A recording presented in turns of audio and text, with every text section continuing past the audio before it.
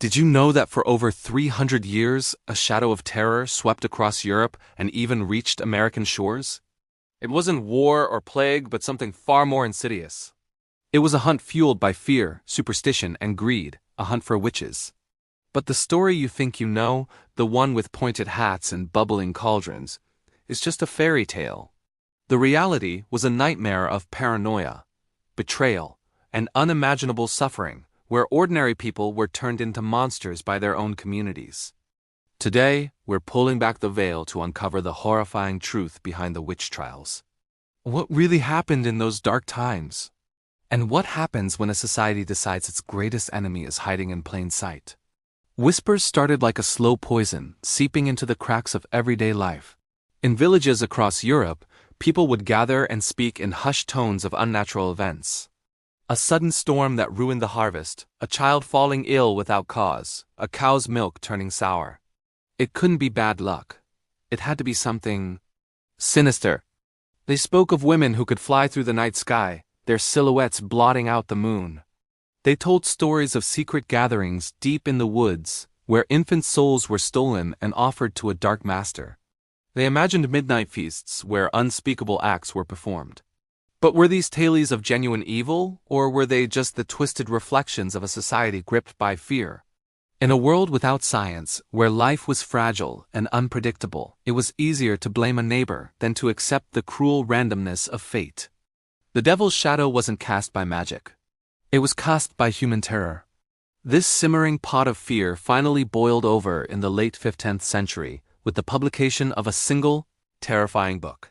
The Malleus Maleficarum *, or The Hammer of Witches. This wasn't just a collection of scary stories. It was a manual, a legal and theological guide on how to identify, prosecute, and eliminate witches. It gave priests, judges, and ordinary citizens the justification they had been craving. Suddenly, fear had a rulebook. And the hunt began in earnest. Who were the first to be targeted? Not sorcerers in black robes, but the women on the fringes of society. The local healer, whose herbal remedies had saved lives for generations, now found her potions labeled as devil's work. The widow, living alone and financially independent, was seen as a threat to the patriarchal order. The midwife, who held the power of life and death in her hands, was an easy scapegoat when a birth went wrong. Their knowledge, their independence, their very existence was recast as unholy sorcery.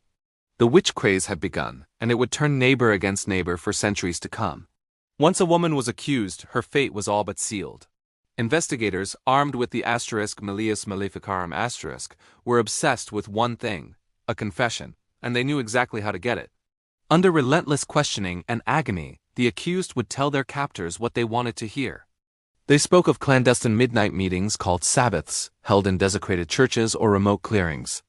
They confessed to flying on broomsticks, rubbing themselves with ointments made from the fat of unbaptized babies. They described kissing the devil to pledge their allegiance and signing his book in their own blood. They recounted tales of demonic feasts and casting spells from cauldrons filled with bones and strange herbs. But were these genuine rituals? Or were they just the desperate, delirious ramblings of people pushed past the breaking point? The details were often suspiciously similar from one confession to the next, almost as if they were fed to the victims. These weren't memories. They were stories torn from shattered minds, scripts written by the torturers themselves. The methods used to extract these confessions were a study in systematic cruelty.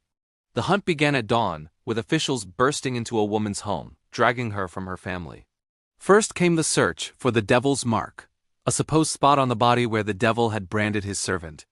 This meant the accused was stripped naked in front of her accusers, her entire body poked and pricked with long needles.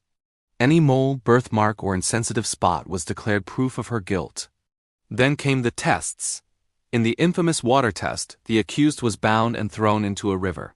If she sank and drowned, she was declared innocent. If she floated, it was proof the water, a pure element, was rejecting her, and she was a witch. She would then be pulled out, only to be executed later. The rack was another favored tool. A wooden frame that slowly stretched a person's limbs until their joints dislocated and their bones snapped. Under this unimaginable pain, anyone would confess to anything, just to make it stop. This was all done in the name of God, in the name of purity. But it was really about power and control, using fear to enforce conformity. In 1692, this European nightmare crossed the Atlantic and landed in the small, devout community of Salem, Massachusetts. It started with a few young girls, the daughter and niece of the local minister, who began having strange fits. They screamed, contorted their bodies, and complained of being pinched and tormented by invisible spirits. When pressured to name their attackers, they pointed fingers. First at a slave, Tituba, then at a homeless woman, and then at a lonely widow. Panic spread like wildfire. Soon, other girls in the village began showing the same symptoms, and the accusations multiplied. Respectable church-going women were dragged from their homes, their pleas of innocence ignored. The entire community was consumed by a collective hysteria, where spectral evidence, the testimony of a victim about seeing an attacker's spirit, was accepted as fact in court. Before the madness subsided, 20 people, mostly women, were executed, and hundreds more were imprisoned. Salem devoured its own, not because of witches, but because of the deadly power of mass panic and religious extremism. When you look beneath the accusations of sorcery and the cries of the possessed, you find something far more sinister and mundane: human greed. The witch trials were not just about spiritual purity. They were a brutally effective tool of social and economic control. In many cases, when a person was convicted of witchcraft, their land and property were confiscated by the state or the church. This created a perverse incentive for officials and accusers to find guilt where there was none.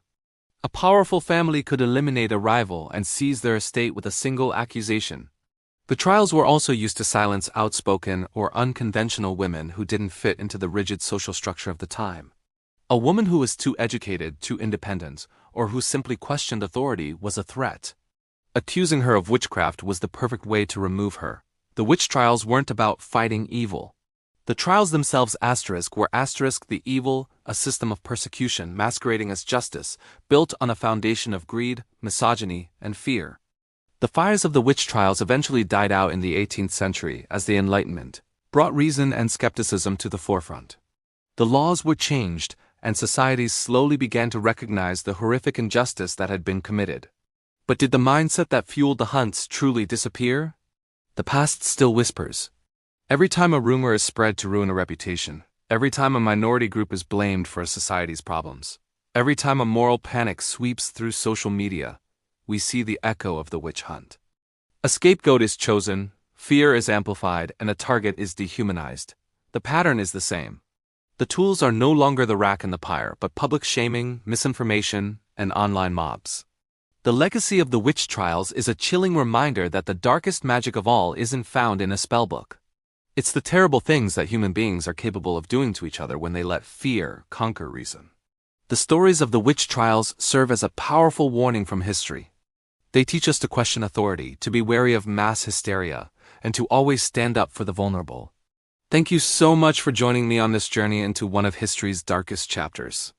If you found this exploration meaningful, please consider liking this video and subscribing to the channel for more deep dives into the past.